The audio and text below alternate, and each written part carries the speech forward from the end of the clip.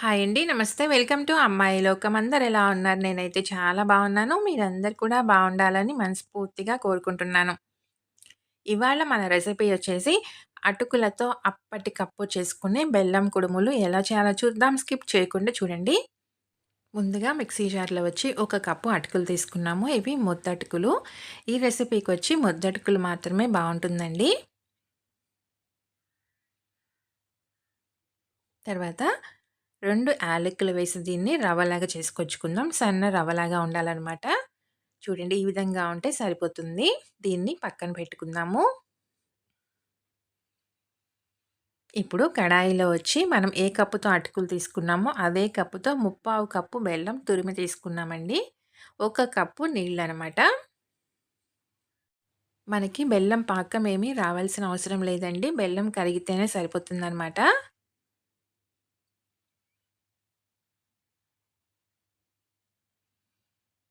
ఏ కప్పుతో అటుకులు తీసుకున్నామో అదే కప్పుతో ముప్పావు కప్పు బెల్లమండి. ఒక కప్పు నీళ్ళు. బెల్లం మనకి కరిగిన తర్వాత 2 టేబుల్ స్పూన్లు శనగపప్పు నానబెట్టుకొని పెట్టుకున్నామండి ముందుగానే. దాన్ని వేసుకుందాము. 2 టేబుల్ స్పూన్లు తురిమిన కొబ్బరండి, పచ్చి కొబ్బరి. ఈ 2 వేసి ఒక నిమిషం పాటు దీన్ని ఉడికించుకుందాం బాగాను. తర్వాత ఒక టీ స్పూన్ నెయ్యి వేసుకుందామండి. టేస్ట్ చాలా బావుంటుంది నెయ్యి వేసుకోవటం వల్ల. ఇవన్నీ మనకి మంచిగా తెరలాలండి. ఒక నిమిషం పాటు తెరిలితే సరిపోతుంది.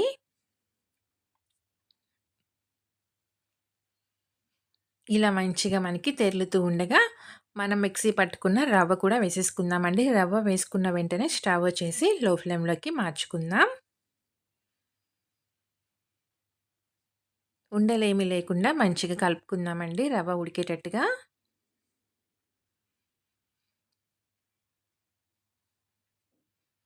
చాలా అంటే చాలా టేస్టీగా ఉంటాయండి. పిల్లలు స్కూల్ నుంచి రాగానే స్నాక్‌లాగా కానివ్వండి, మనకేదైనా స్వీట్ తినాలనిపించినప్పుడు కానివ్వండి, ఈవినింగ్ టైమ్‌లో తినటానికి కానివ్వండి, చాలా హెల్తీ రెసిపీ అనమాట. దేవుడికి నైవేద్యంగా పెట్టుకోవాలన్నా కూడా ఈజీగా చేసుకోవచ్చు. చక్కగా మనం దేవుడికి నైవేద్యంగా కూడా పెట్టుకోవచ్చండి.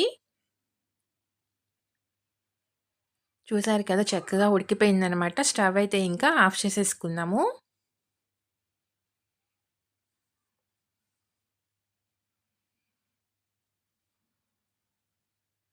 దీన్ని ప్లేట్‌లోకి మార్చుకుందామండి. శనగపప్పు మనకి కరెక్ట్‌గా ఉడికుంటాయండి. ఎందుకంటే తినేటప్పుడు కొంచెం మనకి పలుకు పలుకుగా ఉంటేనే బావుంటుందనమాట. మరీ మెత్తగా ఉడకకూడదండి శనగపప్పు.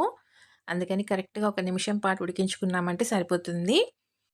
ప్లేట్‌లోకి మార్చుకున్నాక ఒక 2 నిమిషాలు ఆగిన తర్వాత ఒక అర టీ స్పూన్ నెయ్యి వేసుకొని దీన్ని మంచిగా కలిపేసుకుందామండి ఒకసారి. నెయ్యంతా మంచిగా స్ప్రెడ్ అయ్యేటట్టుగా.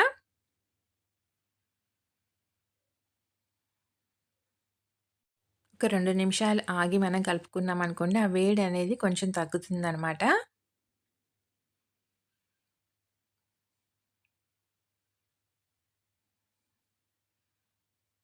ఇలా మొత్తం మంచిగా కలిపేసుకున్నామండి. కలుపుకున్న తర్వాత దీన్ని చిన్న చిన్న బాల్స్ లాగా ప్రిపేర్ చేసుకుందాము.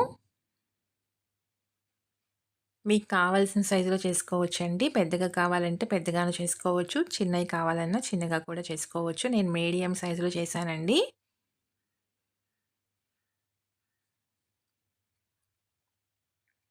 అంతేనండి. చాలా సింపుల్ అనమాట. అన్నింటిని ఈ విధంగానే రెడీ చేసుకుందాము. ఇక్కడ మనం తీసుకున్నవి మొద్దటుకులండి. ఈ రెసిపీకొచ్చి మొద్దటుకులు మాత్రమే యూజ్ చేసుకోండి. పల్చటివి కానివ్వండి, మీడియం అటుకులు కానివ్వండి, తీసుకున్నారనుకోండి అవి మనకి మిక్సీ పట్టుకుని నీళ్ళల్లో వేసుకోగానే వేడి నీళ్ళల్లో మెత్తగా అయిపోతుందనమాట. పేస్ట్‌గా రవ్వ కన్సిస్టెన్సీ అనేది రాదు. చూసారు కదా! అన్నీ ఈ విధంగా రెడీ చేసుకొని పక్కన పెట్టుకున్నాము. ఇప్పుడు మినీ ఇడ్లీ ప్లేట్ తీసుకొని కొంచెం నెయ్యి అప్లై చేసుకుందామండి.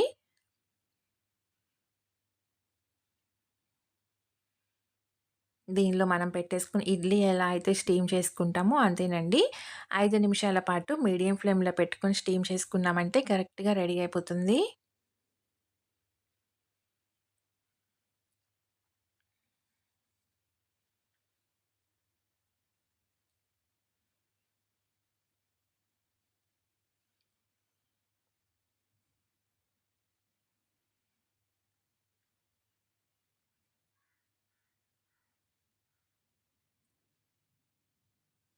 5 నిమిషాల తర్వాత చూద్దామండి. చక్కగా ఉడికినియనమాట. తీసేసుకున్నాము. చూడండి ఎంత సాఫ్ట్‌గా ఉన్నాయన్నమాట. టేస్ట్ అయితే చాలా అంటే చాలా బావున్నాయి. తప్పకుండా మీరు ట్రై చేసి చూడండి. మీకెలా వచ్చిందో కూడా నాకు తప్పనిసరిగా కమెంట్ చేయండి. అలానే వీడియో నచ్చినట్లయితే తప్పకుండా సబ్స్క్రైబ్ చేసుకొని ఒక లైక్ ఇచ్చేయండి. మీ ఫ్రెండ్స్‌కి, ఫ్యామిలీ మెంబర్స్‌కి షేర్ చేయండి.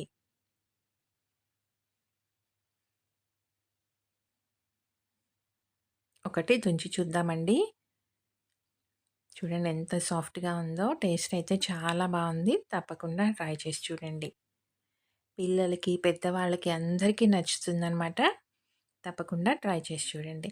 ఈరోజు రెసిపీ అయితే ఇంతేనండి. రేపు ఇంకో కొత్త రెసిపీతో మీ ముందుకొచ్చేస్తాను. Thank you for watching.